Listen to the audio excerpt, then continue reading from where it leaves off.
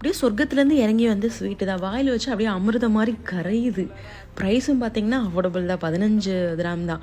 இது வாங்குறதுக்கு ½ hour லைனில் நின்று வாங்கினேன். அடடா அமிர்தம் அப்படி இருக்குது டேஸ்ட்டு, சான்ஸ்லெஸ். லைஃப்லேயே இந்த மாதிரி ஒரு ஸ்வீட்டை நான் டேஸ்ட் பண்ணியதே கிடையாது அப்படின்லாம் அழிச்சு விட்றாங்க இன்ஃப்ளூயன்சஸ் இந்த இன்ஸ்டாகிராம் ரீல்ஸில். ஆனால் அவங்களாம் ஹைப் பண்ணுற அளவுக்குலாம் இதில் ஒன்றுமே கிடையாது.